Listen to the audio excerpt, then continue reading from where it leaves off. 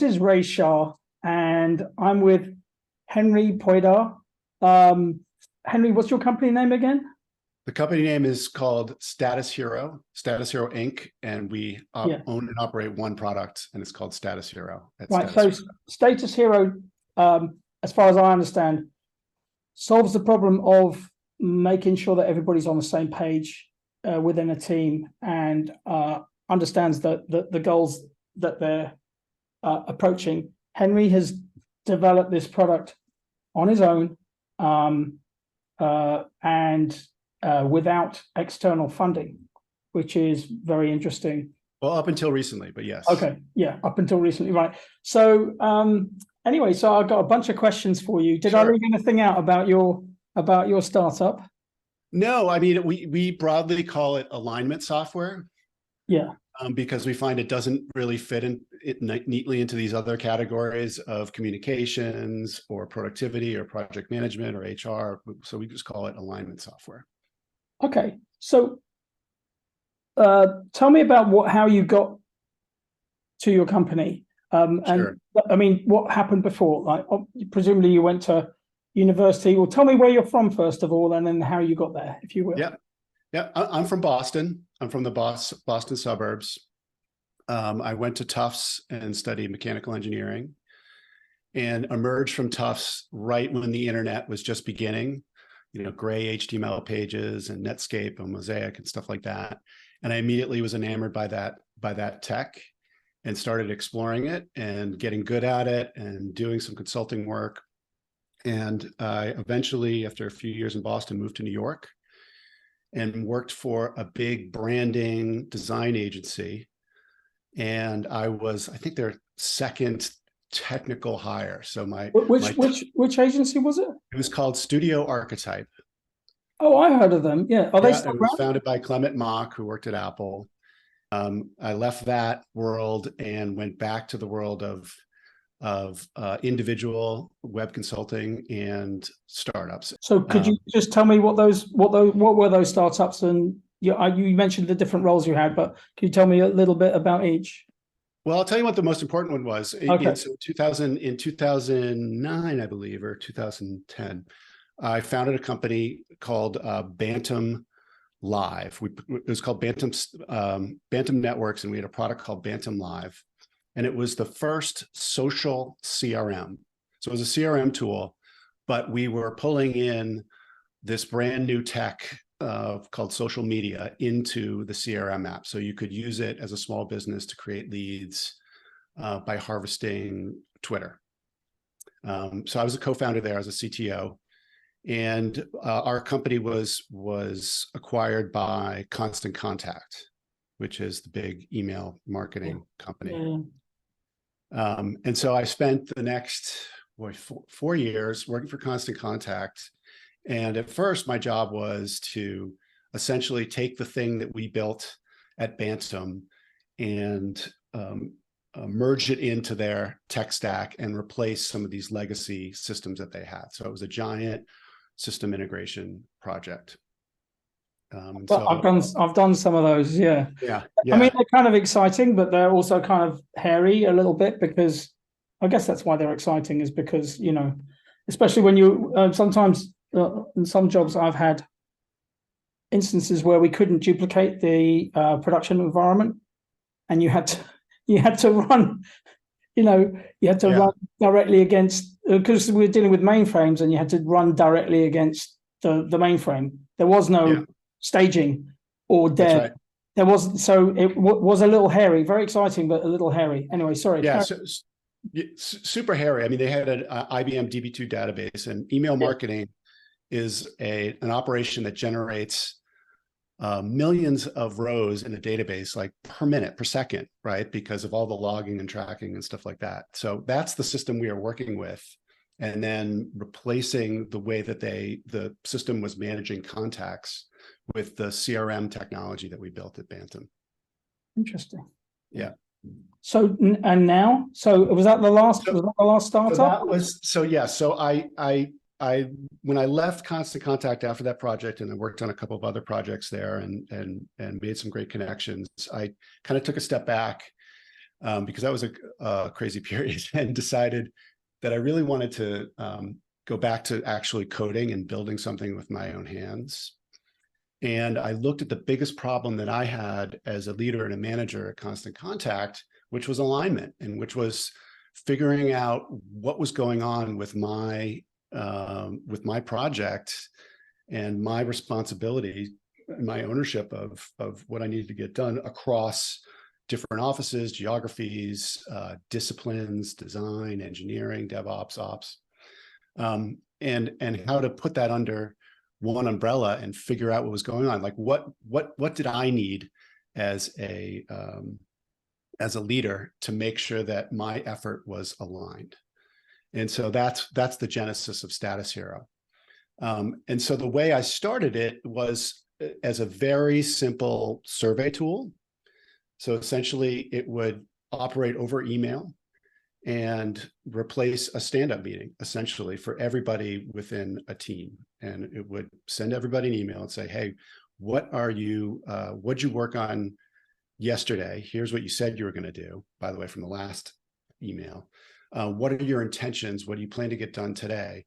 And are you blocked? Do you need some help? Is it pencils down and a manager needs to unblock you in some way? And so that became Status Hero as an app. And eventually, over the course of 5 years. Can I hold you there just for a second? Because that's a really interesting concept, to replace a stand-up with an email. Because for one thing, in the stand-up, you have the, whether it's remote, but obviously in person, even more so, you have the personal connection that's happening, which I know it can take time. Sometimes, 10-minute stand-up can take half an hour, which is not good. But what do you gain through the email? What do you lose? I mean, I can guess, but what do you lose through the email is my other question. Yeah, well, I mean, I could tell you that, and this was true then as it is today, is that modern work is totally distributed. So the concept of everybody in a single effort coming into a room and having a stand-up meeting at 9:15 is actually pretty rare, right? Like the effort that I worked on, there was people in Boston, there was people in San Francisco, there was people in New York. There were different time zones, there were different schedules. Some people didn't work on Fridays, all of this kind of stuff. Everybody's distributed. So in all the stand-ups that I've had since 2010, it's been a Zoom. Maybe there's some people in the room, maybe there's not, but it is distributed. So that's problem number one, right? Because getting those people distributed into the same place is really, really difficult. And as you know, like when you've got contributors who are mining their own ability to do deep work, if you pull them into a meeting at, say, 10:45, that's a half day of work they're not doing, right? Because they're going to like, oh, I've got this meeting at 10:45. I can't really spin up and get into this problem because I know I'm going to have to pull back. So they don't do anything before the meeting ends. They're like, well, I guess it's like another half hour to lunch. I don't want to spin up and get back into in groove here and then have to go have lunch. So I'm going to just wait and start working in the afternoon. And that's what happens. Okay. No, that makes sense. Sorry, so I did interrupt you. You were saying about 5 years in, the email was still the tool, and then something happened in 5 years. So so I built and operated Status Hero on my own from when I left Constant Contact to the first quarter of 22 by myself. So I did all the support, I built the product, I deployed the product, I did the DevOps, and the tools and the tech enabled that, right? Like that wasn't possible a few years before, but managed hosting made that possible, AWS made that possible, and a whole bunch of other things. And I enjoyed that work, I really did. It felt like the analog I always say was when you're building product, it's like a good product and craft is like building good furniture. And I felt like I was close to the metal in the code building furniture. And I'm not a designer, but I can get 80% of the way, I think, with my product knowledge and the fact that I've been in the air with other amazing designers throughout my career. So I was able to get what I needed to get done. And I took it to 1 million ARR, which was my milestone. It was like, okay, can I do this by myself and build this up to $1 million business? and enjoy myself doing it? And the answer to that is yes. And it took a long time. It took 5 years. It's not an overnight success by any means, but that's what I did. And so when I hit that milestone, I had a choice to make. I'm like, okay, what do I do here? Do I sell this? Do I find it a home somewhere else? Or do I think about growing this business? And then there's different avenues for that. As you know, there's the path that I took, which I think is a considered kind of sustainable path to growth. And then there's the venture path to growth, which in 21, when I started to think about how I was going to raise money, that's a different story. That's growth at all costs, growth over profitability, and not seeing profit for 2 or 3 subsequent rounds of fundraising. Right. So that actually goes to that goes to one of my later questions, which was how does your lack of investor, because you didn't have an investor to begin with, what did that enable you to do? What did it inhibit you from doing? Not having an investor, what did it enable me to do and inhibit? Well, and I mean, from the inhibit side, I mean, I truly being your own boss is only possible when there's no other stakeholders, right? So, I only had to answer to myself, and that was incredibly liberating. I think the hard part of that is because nobody else has skin in the game, you really have to seek out considered advice, right? It's hard to get an objective view from somebody who's not in it every day, and especially someone who has no skin in the game. So one of the things that I gain now, because the end part of that story is I did raise a seed round of money at the beginning of 22 and hired a really talented group of 6 people that work with me today to build the second version of the product and to grow it. But before that happened, I didn't have the advantage of being able to call up another stakeholder or call up a partner or call up a co-founder and to get answers to immediate questions or help with all these decisions that need to be made on a daily basis. Let's just dwell there for a second. So you didn't have this outside count, you didn't have a second voice, you were just bouncing off yourself. Without going to seed capital or anything like that, how would you address that now? Or do you think seed capital is the only way to address that kind of? I don't think it's the only way to address it. I was introduced to it when I was at Constant Contact to a wonderful community called MicroConf. And I don't know if you've heard of them before. So I forget Rob Walling and Mike Tabor were the founders of this conference called MicroConf. And the idea is that there is a class of software developers called micropreneurs. And there were people like me who are interested in bootstrapping their way to, and I won't say a lifestyle company, but an independent software company. And so they have conferences every year.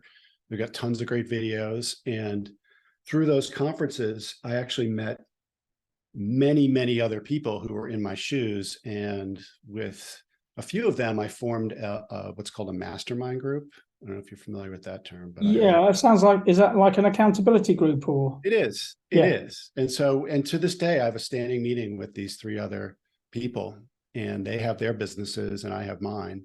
And it's changed over, we've been, I think, had the standing call for over 6 years now.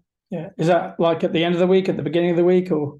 It's on a Thursday. Oh, right. Okay. So, because I have an accountability group I'm part of. It's not just software people, but everyone's lives and careers is affected by software. So it's definitely part of it. And we meet on a Friday morning. We meet every Friday morning for an hour. Oh, that's great. But it's a lot more than 3 people. So everybody gets a very small slice. So I like the idea of 3 people is very good. Yeah, that's great. Yeah. I mean, our challenge is like there's someone who usually has to drop out at some point. Like it's rare that we get the 4 of us together, unfortunately, but it's been great. I've learned a lot from them, and hopefully they've learned from me. So they were there throughout the 5 years that you were the micropreneur on your own? They were. Okay. That's So great. that was, I would say, my avenue there, but I didn't have the traditional. Oh, and your family, right? Your wife, And of course, yes, even yes. your children My wife's possibly been might have. wonderful. Yeah. Yeah, very supportive. And yes, telling your spouse that you're going to stop doing this thing that earned a lot of money and go do this other thing that you're not sure about is always requires a very special person to be Yeah. receptive to that. Yeah, She's that's been true. great. That's very Yeah. true. So, if you could, so let's wind back those 5 years. If you could do anything differently, what would you do differently? Yeah. So I knew you were going to ask me something like this, so I thought about it a little bit. With the way that I sought out the investment, I would say that I would do that differently now, only because, well, a couple of things. One is that the investment landscape has totally changed, and it really changed between the time I decided to start raising money and the time I actually closed the seed round. So in 2021, venture and venture-backed growth was still a huge thing, right? Like big rounds of money. And that just started teetering off at the beginning of 22 to almost a trickle to nothing at the end of 22. So I was hitting that inflection point, and my initial strategy was to take all the calls and to talk to anybody who might be interested in our startup. But what I quickly realized is that there's just a class of investors out there who are looking for, who just have a thesis, and what I think I would have done differently is understand whose thesis would be more applicable to me, and not taken as many meetings and wasted as much time with people who probably we weren't a fit to begin with, and I should have known that. So how can you figure out who's a fit without talking to them? Well, you could do a lot of research and understand what their thesis is, see where they've invested before, talk to the other founders, talk to people who they've invested in. And the majority of investors, institutional investors, were not a fit for Status Hero and not a fit for me, because I'm saying to them like, hey, I'm Henry. I'm not swinging for the fences. I've got $1 million ARR. We've got product market fit. I'm building version 2 of this thing. You know, I've got a great opportunity for you to like 4 or 5x your money, because we're going to try and hit 10 million ARR within the next 3 or 4 years. And that's not a compelling argument. Really? No, not at all. They want to hear like you're going to build 100 to, they want to invest in the seed round now, and then they want to invest in the Series A, and then they want a piece of whatever happens after that, because they want you to eventually become a $250 million company and then start down the IPO path. So hold on. Let's just look at the market for a second. Yeah. Are you telling me there's not $150 million worth of money out there for your product within the United States? Because I totally think there is. I mean, no, but our TAM is enormous. The alignment problem is enormous. I mean, we could talk to any, we focus on tech orgs, but you could talk to any org. Like there's, modern work is in disarray. Like our product is medication for a lot of pain.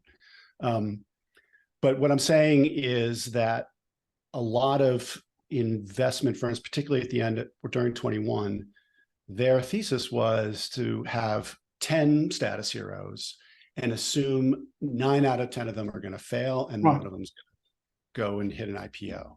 So I should have known. I knew then, but I didn't think about it as much, that I don't want to be a part of a portfolio where there's the investor thinks that I've got a 1 in 10 chance of making it, right?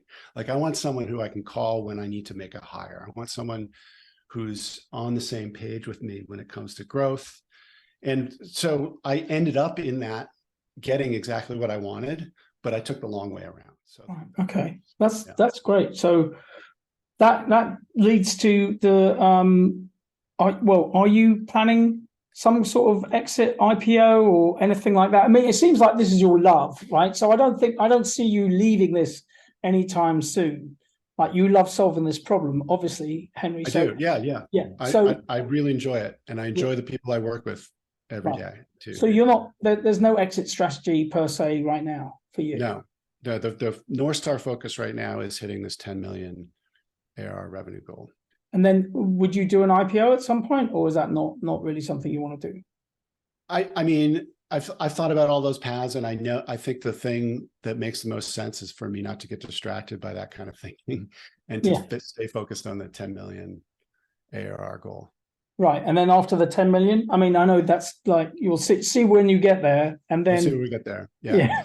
I think it also has to, I think the industry in general, as you've seen over the years, has these waves of bundling and unbundling, and we're sort of at the end of this unbundling phase, right? Where everybody's got a bunch of different SaaS software, and I'm sure like the Atlassians of the world would love to have all the companies under their umbrella, and Microsoft wants everybody to be under Microsoft. But that nobody does that, right? Like we're all using all these different tools and all these different stacks. So I think we're headed for a bundling phase here. So that's interesting. I was going to ask you, so I mean, you're perfectly placed really to tell me where you think the IT industry is heading, which is what you're beginning to answer. But then my other question was, where's the where are investors heading? How is that? Because if you're a budding entrepreneur and you want to raise money or support, or at least have advice on who to hire or any of those things, where do you think, because you discussed how you kind of, well, if I can paraphrase, you almost missed you kind of did miss the sweet spot, right? I did. You I missed was at the end of the sweet spot. Right. Yeah. So you missed the sweet spot. So when is the next, I mean, I'm not asking you to be a crystal ball here, but where do you see, so two questions really, where do you see tech going? You talked about bundling, and then after that, where do you see investors going, and how can entrepreneurs benefit? What would be the most beneficial approach, projecting forward? Yeah, I mean, so I think there's hype cycles, right? There's certainly a hype cycle with crypto. And I'm a fan of blockchain technology, but when was the last time you and I used the blockchain? I don't know. We're still not using it to solve any problems. So I'm not sure what's going to happen there. I think we're just it's a long tail tech, and it's going to take a long time to develop. AI is super interesting. But again, like the hype is through the roof. And I think there's going to be a shakeout with how AI is used to solve actual problems. I'll give you a great example. I railed about this in a LinkedIn post. Using generative AI all the time for everything, I think is going to result in a giant pile of junk here and there, especially in corporate knowledge bases, right? Which is supposed to be the brain of your company. Yeah, that's very gently worded. That's very gently worded. Carry on. Yeah. Junk. You called it junk. Yeah. Yeah. So I don't want our knowledge base filled up with something that's generated by it. I want thinking. I want rationale. I want the human capital to produce value, and that's the thing that's in the knowledge base, not something that's machine generated. So I think there's a ton of startups and there's a ton of investment money that's chasing some of these things, but I think where it will emerge and be really interesting is where it solves real problems. And so when I think about these things, I still think that real problems need to be solved, and that's where the opportunities are. And so when you look at something like Status Hero, people ask me all the time, like, well, what are you doing with AI for Status Hero? And I'll tell them, I say, well, we're collecting this corpus of knowledge from companies that include attentions and accomplishments and data from all their tools. And we're leveraging AI to synthesize that and summarize it, which is, I think, incredibly valuable, right? If you could take all of the stand-ups that you had across your whole company and summarize that into a paragraph, and then have that be your presidential daily brief every day as a CEO, I mean, I think that would be incredibly powerful, and that's what we're building. So you're building that? When you say summarizing, are you building dashboards and stuff like that, or? Yeah, I mean, we already have dashboards. We have team level dashboards. We have filtered dashboards by things like tags and things by like, well, any kind of data vector you can think of. Segue back to where the investment landscape is going, and how entrepreneurs can best leverage that. Yeah, it's around real problem solving, and again, and avoiding the shiny new toy syndrome. You know, I see a lot of the good opportunities. I see people are chasing them already, right? There's the low hanging fruit, which is like transcription and things like that. And then there's the hard problems in healthcare, biotech, stuff like that, which I think AI is going to be enormously useful. Cool. All right. Well, thank you very much. Do you have any questions for me, or? No, I didn't. I think we talked about it off camera a little bit. Yes, we did. about Think Design and what you guys are doing. But yeah, no. So thank you so much, Henry.